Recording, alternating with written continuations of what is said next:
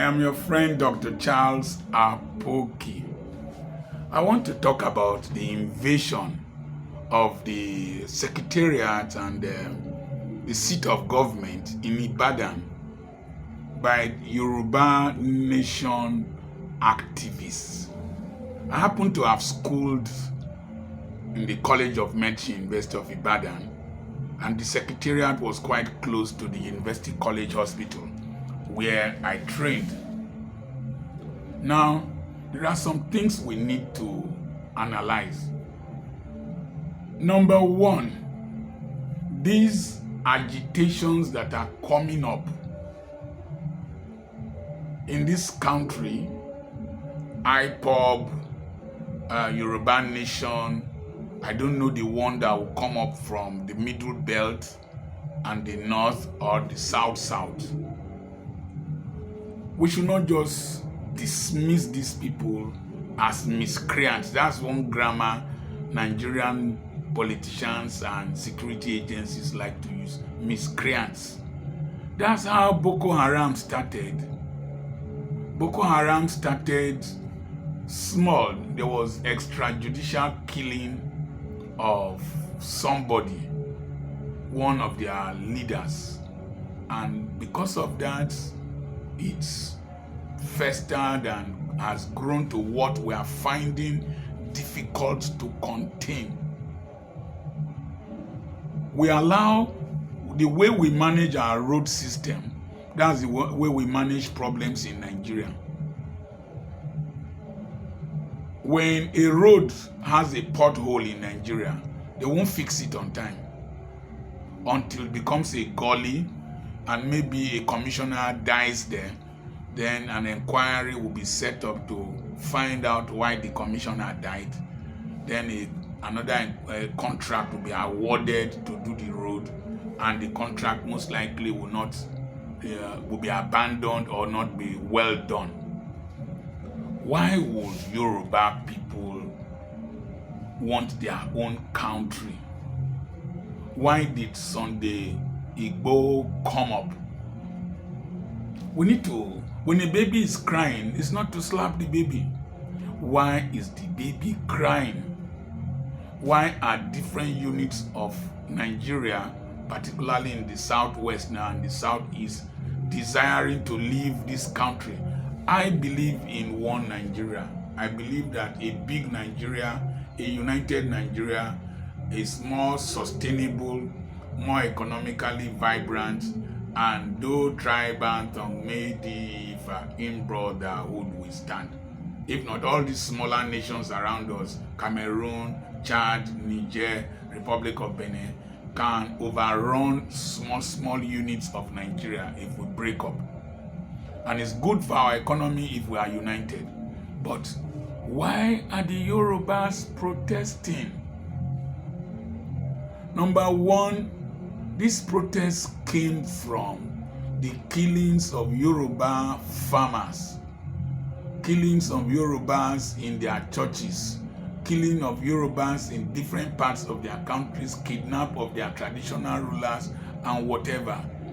And that triggered the need for them to defend themselves and to separate from the ethnic nationality that is very responsible for a lot of this violence as at that time, and they invited others from outside the country, and we have not recovered from it.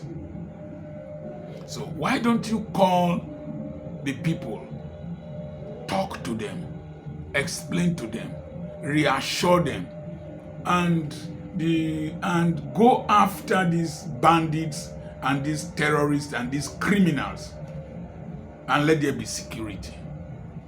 Number two, we have taken the people for granted for too long and deceived them. And the Yorubas are feeling the heat of the bad economy, But one other thing that you must notice is that how gullible can our people be?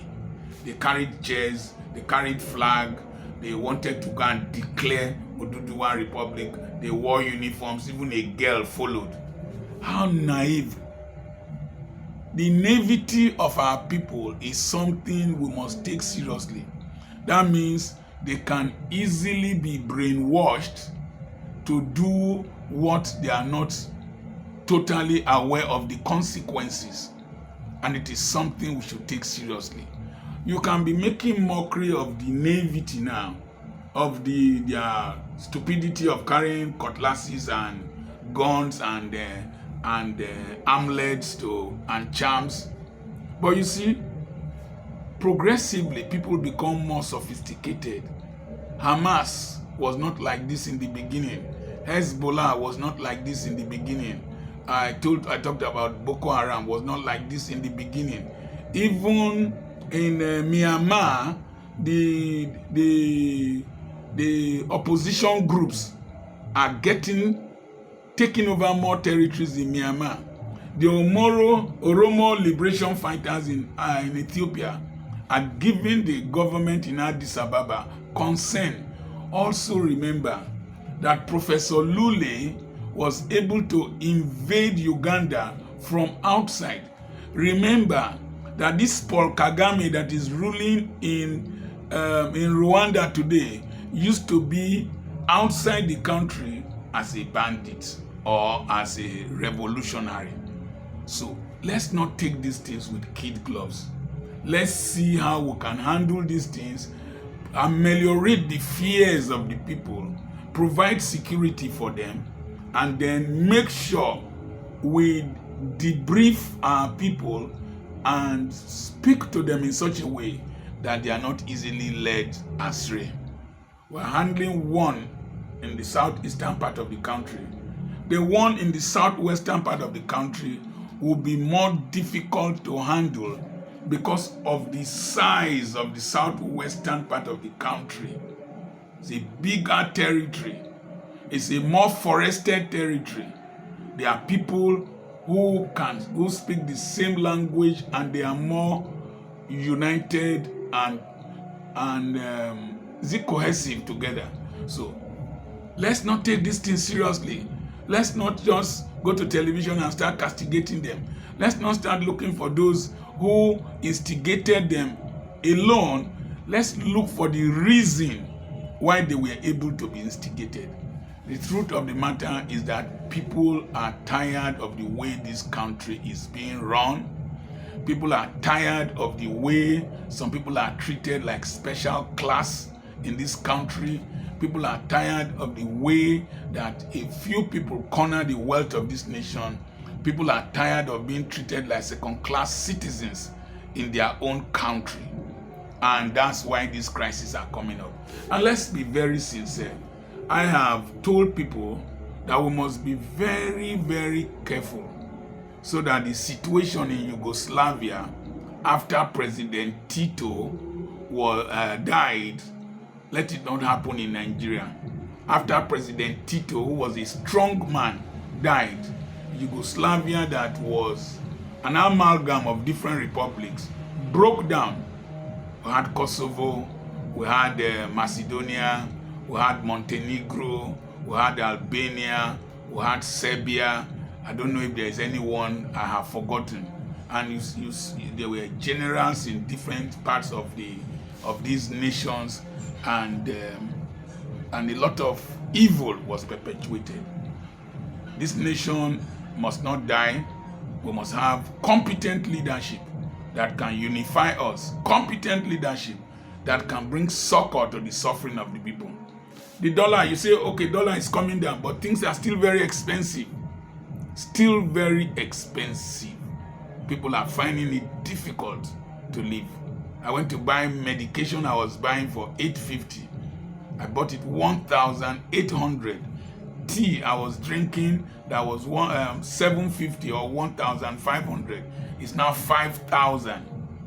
When there is poverty and there is lack, people are easily recruited to become militants and terrorists and rebels. May God help this country. I remain your friend, Dr. Charles Apoki. God bless you.